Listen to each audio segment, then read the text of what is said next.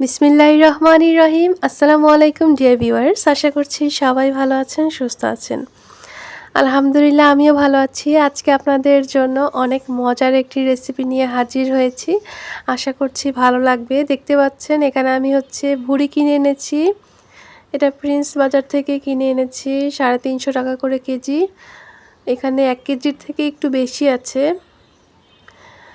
এখন কিন্তু ভুড়ি মোটামুটি পরিষ্কার অবস্থায় পাওয়া যায়, সেটা আপনারা প্রিন্স, স্বপ্ন বা যে কোনো বাহিরের দোকান থেকেই কিনেন না কেন, ভালোই পরিষ্কার করা থাকে। মোটামুটি বাসা অল্প একটু পরিষ্কার করলেই কিন্তু হয়ে যাবে। দেখতে পাচ্ছেন এটাকে পানিতে ভিজিয়ে রেখেছি, কারণ এটা ফ্রিজে রেখেছিলাম, বরফ হয়ে গিয়েছে। আর ভুড়ি অবশ্যই ভালোভাবে পরিষ্কার করে রান্না করতে হবে। তো আজকে আপনাদের সাথে আমি শেয়ার করব বাজার থেকে কিনে আনা ভুড়ি আপনারা কিভাবে রান্না করলে মজা হবে এবং কিভাবে পরিষ্কার করবেন। ভুড়ি কিন্তু অনেকেরই অনেক পছন্দের খাবার। দেখা যায় মাংসের থেকেও অনেকে ভুড়ি সবচেয়ে বেশি পছন্দ করেন। আর রাস্তায় কিন্তু ভুড়ি ভাজা বিক্রি করে, এটা সবাই খায় রাস্তার পাশে, স্ট্রিট ফুড। দেখতে পাচ্ছেন ভুড়িটা এখন কিন্তু নর্মাল হয়ে গিয়েছে। আপনারা চাইলে খাসির ভুড়ি নিতে পারেন বা গরুর ভুড়ি নিতে পারেন, যে কোনো ভুড়ি নিতে পারেন আপনাদের যেটা পছন্দ। তো ভুড়িটা কিন্তু খেতে খুবই মজা হয়। তো দেখেন এই যে, আপনাদের কোন অংশটা খেতে বেশি ভালো লাগে, কলিজা নাকি ভুড়ি নাকি নলি নাকি গরুর মাংস, কোনটা খেতে বেশি ভালো লাগে অবশ্যই কিন্তু কমেন্টের মাধ্যমে জানিয়ে দিবেন। তো আমি এটাকে এখন আগে কিন্তু কেটে নিব না, আমি এটাকে প্রসেসিং করে নিব। সেটা আপনারা অবশ্যই দেখতে থাকুন। আমার ভিডিওগুলো আপনাদের কাছে কেমন লাগে অবশ্যই কিন্তু জানিয়ে দিবেন কমেন্টের মাধ্যমে। গলাটা একটু বসে গিয়েছে, ঠান্ডা লেগেছে এজন্য। এই দেখেন আমি এখানে লেবু নিয়ে নিয়েছি। লেবু দিয়ে কিন্তু এটাকে আমি একটা কাজ করব, সুন্দর করে গোল গোল করে কেটে নিয়েছি। আর বিচিগুলো ফেলে দিবেন। লেবু দিতে হবে। অনেকে এর বদলে সিরকা ব্যবহার করে, তারপর খাবার সোডা ব্যবহার করে। আমি এগুলো দিব না, আমি লেবু দিয়ে আপনাদেরকে দেখাবো। প্রথমে চুলার উপরে একটি পাতিলে পানি দিয়ে দিবেন। পানিটা যখন মোটামুটি গরম হয়ে আসবে সেই পর্যায়ে আপনারা হলুদের গুঁড়া দিয়ে দিবেন, তারপরে লবণ দিয়ে দিবেন। অনেকে অনেক কিছু দিয়েই এটাকে প্রসেসিং করে। তো আপনাদের যেটা পছন্দ আপনারা সেভাবে প্রসেসিংটা করে নেবেন। ভালোভাবে যদি ভুড়িটাকে ধোয়া হয় তাহলে কিন্তু এটা থেকে কোনো ব্যাড স্মেল আসবে না। এটা খেতে খুবই সুস্বাদু হয়। আর ছোট বাচ্চাদেরকে কিন্তু আপনারা ভুড়িটা দিবেন না, অনেক সময় দেখা যায় গলায় আটকে যেতে পারে, যারা খুব বেশি ছোট বাচ্চা। বড়রা খেলে সমস্যা নেই, কিন্তু ছোট বাচ্চারা যাদের দাঁত নেই বা দাঁত কম বা দেখা যায় ঠিকমতো খেতে পারে না, অনেক সময় দেখা যায় গিলে খাওয়ার ফলে গলায় আটকে যাওয়ার সম্ভাবনা থাকে। তো বাচ্চাদের ক্ষেত্রে না খাওয়াই ভালো। এই দেখেন আমি এখন গরম পানির ভিতরে ভুড়িটা দিয়ে দিলাম।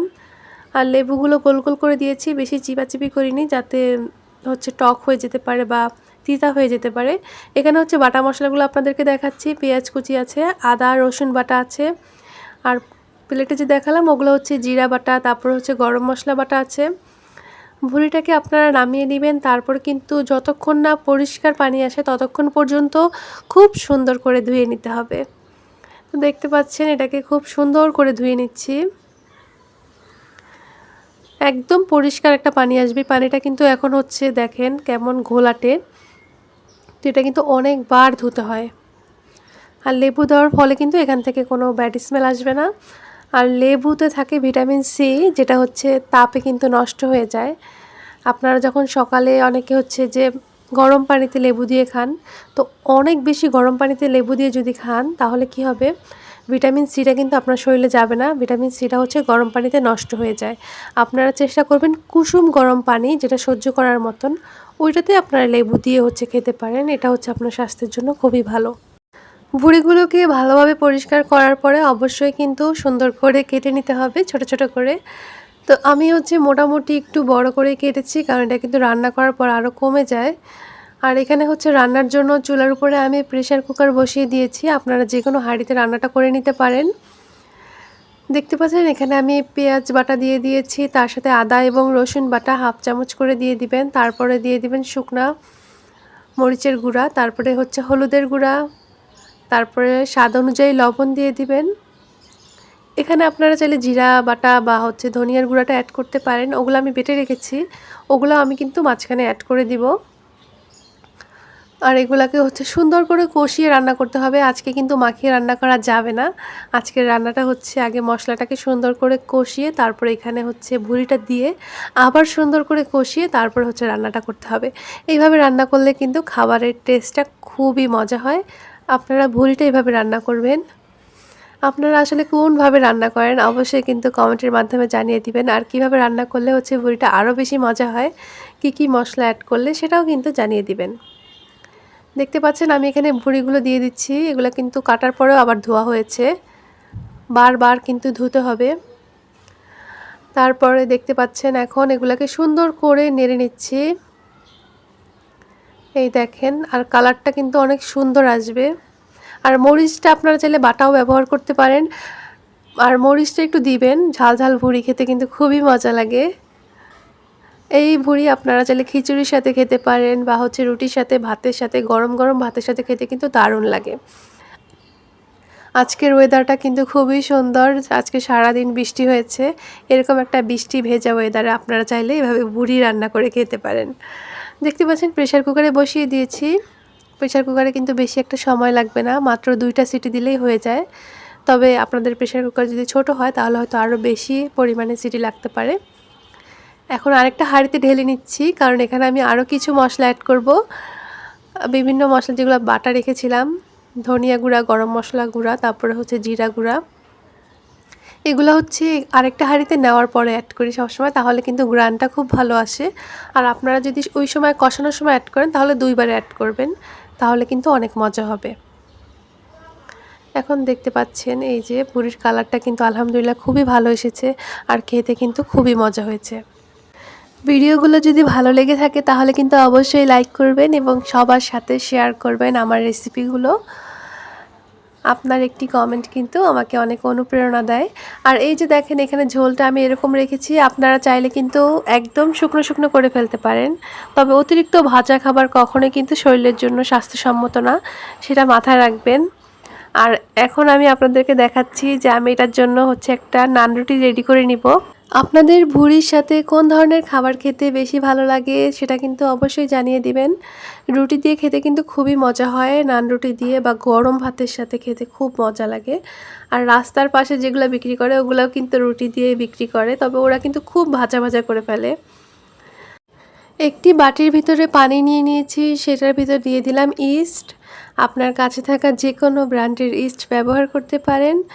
তো এখানে আমি হচ্ছে আজকে অল্প পরিমাণে রুটি তৈরি করব, এই জন্য অল্প পরিমাণে পানি দিয়েছি। আপনারা যে কয়টি রুটি তৈরি করবেন সেই অনুযায়ী পানি দিয়ে দিবেন। আর এখানে আমি দিয়ে দিলাম লবণ, স্বাদ মতো লবণ দিয়ে দিবেন। তারপরে গুঁড়া দুধ দিয়ে দিবেন, একটু চিনি দিয়ে দিবেন। এটা কিন্তু দিতেই হবে, তাহলে হচ্ছে নান রুটিটা খেতে খুবই মজা হয়। তারপর এখানে আপনারা হচ্ছে তেলও ব্যবহার করবেন। আগে এগুলো উপকরণ আমি ভালোভাবে মিশিয়ে নিচ্ছি। আপনাদের কার কার নান রুটি খেতে ভালো লাগে? নান রুটি দিয়ে কিন্তু যে কোনো খাবার খেতে খুব মজা হয়, শর্মা বা মাংস ভাজা করে রান্না করলে বা এমনি মাংসের ঝোল রান্না করলে। এই জন্য হচ্ছে ভুঁড়ি দিয়ে কিন্তু আজকে আপনাদেরকে দেখাচ্ছি নান রুটির রেসিপিটি। তো এখানে আমি হচ্ছে খাবার তেল দিয়ে দিলাম, সয়াবিন তেল 1 কাপ পরিমাণ। তারপর এটাকে আমি সুন্দর করে মিশিয়ে নিব। নান রুটি আপনাদের কার কার পছন্দ? চাইলে পরোটা খেতে পারেন, তবে পরোটাতে কিন্তু ক্যালোরির পরিমাণ অনেক বেশি, বা আটা রুটি খেতে পারেন। যারা হচ্ছে ওজন নিয়ন্ত্রণ করতে চান তারা কিন্তু অবশ্যই অয়েল জাতীয় খাবার স্কিপ করবেন বা একটু কম পরিমাণে খাওয়ার চেষ্টা করবেন, না হলে আপনাদের ওজন কিন্তু বাড়তেই থাকবে। ভাত খেয়েও কিন্তু ওজন কমানো যায়, বা অনেক বেশি ফ্যাটি খাবার খেয়েও কিন্তু ওজন নিয়ন্ত্রণ করা যায় যদি আপনি চান। এগুলো অবশ্যই একটু নিয়ন্ত্রণ করতে হবে, মানে অনেক বেশি পরিমাণে খাওয়া যাবে না, যে আপনার প্রতিদিন যতটুকু ক্যালোরি লাগে আপনি তার থেকে একটু কম পরিমাণে খান, তাহলে হচ্ছে আস্তে আস্তে আপনার একসময় ওজনটা নিয়ন্ত্রণে চলে আসবে। আর এখন যদি আপনি একবেলায় হচ্ছে অনেক ক্যালোরি খেয়ে ফেলেন, 700-800 ক্যালোরির মতন খেয়ে ফেলেন অয়েলি খাবার খেয়ে, তাহলে তো আপনার ওজন আসলে নিয়ন্ত্রণ হবে না। উল্টো আপনি হচ্ছে ওভারওয়েট হতে থাকবেন, আর আপনার হচ্ছে বিভিন্ন ধরনের রোগ হতে থাকবে। আর অতিরিক্ত ভাজা বা মশলা জাতীয় খাবার খাওয়ার ফলে কি হয়, আপনাদের হার্টের সমস্যা হবে, কিডনিতে সমস্যা হবে, একসময় লিভারের সমস্যা হবে। এই জন্য চেষ্টা করবেন অনেক বেশি পোড়া জাতীয় খাবার না খেতে, একদম পোড়া পোড়া জাতীয় খাবার না খেয়ে একটু কম তেলে ভাজা স্বাস্থ্যকর খাবার খাওয়ার চেষ্টা করবেন। এই রুটিগুলোকে আমি কিন্তু মাখিয়ে নিয়েছি, এগুলো আপনারা রেস্টে রেখে দিবেন 30 মিনিট। তারপর হচ্ছে রুটিটা সুন্দর করে বেলে নেবেন। আমি আজকে 3টা রুটি তৈরি করব, আর রুটিটা এরকম হবে, বেশি মোটা করে নিই, এইরকম পাতলা, চাইলে মোটাও করতে পারেন। এই রুটিতে আপনারা কিন্তু চাইলে টক দই ব্যবহার করতে পারেন, আর টক দই কিন্তু স্বাস্থ্যের জন্য খুবই ভালো, খুবই উপকারী একটি খাবার। আর আপনারা কোন ব্র্যান্ডের টক দইটি ভালো মনে করেন আমাকে কিন্তু অবশ্যই কমেন্টের মাধ্যমে জানিয়ে দিবেন। এই দেখেন আমি এখন সব কিছু রেডি, আমার এখন কিন্তু খাওয়ার সময়। তো আপনাদের কার কার আমার রেসিপিটি ভালো লেগেছে অবশ্যই কিন্তু কমেন্টের মাধ্যমে জানিয়ে দিবেন, এবং ভালো লাগলে লাইক করতে ভুলবেন না, কমেন্ট করতে ভুলবেন না, এবং সবার সাথে শেয়ার করবেন। ধন্যবাদ সবাইকে।